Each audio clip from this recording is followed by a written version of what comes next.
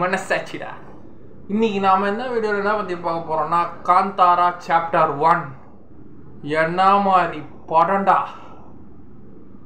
வா, ரிஷப் ஷெட்டி கர்நாடகா சினிமாவே ஒரு புதிய உச்சத்துக்கு கொண்டு போறாரு.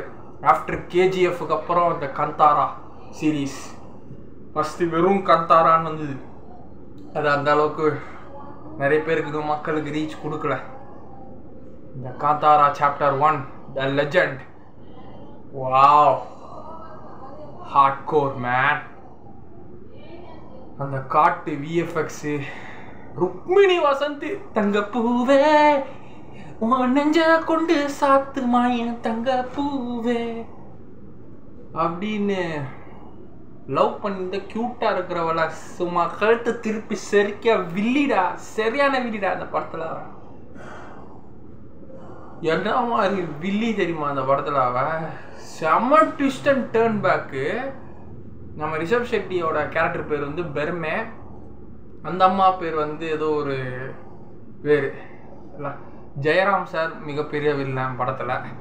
ஒரு ராஜா ஃபேமிலி, இவங்க முன்னோர்கள் ராஜா காலத்து ஃபேமிலியில் இந்த காந்தாரா சிவனோட பூந்தோட்டம், அந்த ஒரு இடத்த இவங்க காந்தாராவில் இருக்கிற அந்த சிவனோட பூந்தோட்டத்தை இந்த ராஜாக்கள் வந்து அரச குடும்பத்தை சேர்ந்தவங்க அந்த சிவனோட பூந்தோட்டத்தை அப்புறப்படுத்தி இவங்க அதை ஆக்கிரமிக்க ட்ரை பண்ணுவாங்க. அந்த காந்தாரா வாழ்கிற காட்டுவாசி மக்கள் அதை விடாமல் பாதுகாத்து எப்படி அந்த அரசர்கள்கிட்ட அந்த இடத்த ஆக்கிரமிக்க இல்லாமல் தடுத்து போராடி சண்டை போட்டு வர்றது தான் அந்த காந்தாரா. அந்த காந்தாரா சாமி வேஷம், அந்த சிவனோட பூந்தோட்டத்தை பாதுகாக்கிற அந்த சாமி தான், காவல் தெய்வமானது தான் இந்த காந்தாரா. அந்த மாதிரி ப்ரொக்ளைம்டு ஸ்க்ரீம் அதை விடுறதுக்கு தான் அந்த ஓன்னு கத்துற அந்த சீன் தான் அதோட ஹைலைட், அதோட பவர். கன்னடாவில் அவ்வளோ ஆக்ரோஷமாக உக்கிரமாக அந்த கன்னடாவில் பேசுகிற அந்த கடவுள், காந்தாரா கடவுள் பேசுகிற அந்த இது வேற லெவல். இன்டர்வல் செம. ஒரு புலியால், அந்த புலி தெய்வம்னுவாங்க, அந்த புலியில் ஒரு தெய்வம், தேவாங்கு மங்கூஸ் அதில் ஒரு தெய்வம், அந்த கண்ணு ஃபயர் ஆகும் அது, பன்றியில் ஒரு தெய்வம், புலி தேவாங்கு பன்றி. கடைசியில் நம்ம தலைவன் ஹீரோ கிளைமேக்ஸில் சூளத்தை வச்சுன்னு அந்த கொகைக்குள்ளே போயிடுவாங்க. அந்த கொகைக்குள்ளே உள்ளேருந்து போனவங்க வெளில வர மாட்டாங்க. பாட்டு ஒன்று எப்படி அதேமாரி ரிஷப் ஷெட்டி காணாமல் போனாரோ, காடுலேருந்து ஓடி போய் இது அதுமாரி பாட்டுள்ள கொகைக்குள்ளே விழுந்து காணாமல் போயிடுவாங்க. அரச குடும்பத்தை ராஜாக்களில் தாத்தா தான் ஃபஸ்ட்டு ஸ்டார்டிங்கில் காமிப்பாங்க. தாத்தாவும் அது உள்ளே போயிட்டு அந்த காந்தாரா கிட்ட அழிஞ்சு செத்து போயிடுவார் இந்த சிவனை ஆக்கிரமிக்குங்க. ஜெயராம் வந்து உஷாராக தப்பிச்சிட்டு ஆப்பில் பையனை வளர்த்து பையனை அரசனாக்கினார். இவர் அரசனாக இருந்ததை பார்த்தோம்னா பையனை அரசனாக்கி பையனை கிளைமேக்ஸில் காட்டுள்ள போக வைப்பார். அவர் நல்லா ஷேவ் பண்ணிட்டு முழுன்னு இருப்பார்.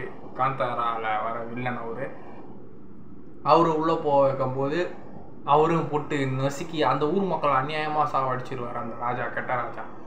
போயிட்டு நீ பண்ண பாவத்துக்கெலாம் அவனுக்கு தண்டனை இருக்குடா சொல்லிட்டு அந்த காந்தாரா ரிஷப் ஷெட்டி அண்ணன் மூலியமாக அந்த ஆவி புகுந்து வந்து போட்டு அடித்து தம்சம் போடுவார். அந்த சீன்ஸ்லாம் அப்படியே ஸ்க்ரீன் பிளேஸ் என்ன தரமாக இருக்குது தெரியுமா? எப்பா, தமிழ் சினிமாவில் இந்த மாதிரி ஒரு படத்தை தயவுசெய்து கொண்டு வாங்க யாராவது, சாமியை மையமாக வச்சு. கர்நாடகாரன் 2 படம் தான் எடுத்தான், கேஜிஎஃப், இப்போ காந்தாரா. வேர்ல்டு லெவலுக்கு போயிடுச்சு.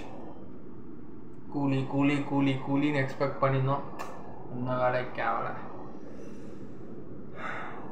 எல்லாத்துலேயும் இன்னும் மலையாளமும் தமிழ் சினிமாவும் தான் வேர்ல்டு வைடில் போகாமல் இருக்குது. தெலுங்கு போயிடுச்சு, கன்னடா போயிடுச்சு.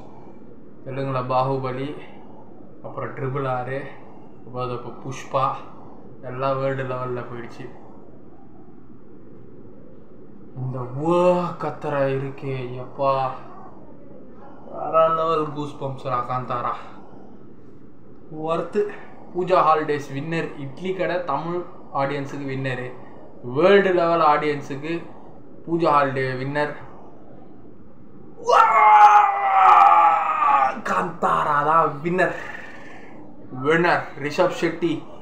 You have bring the Kannada cinema into world global. Thank you for the pure entertainment and pure devotionals. Thank you.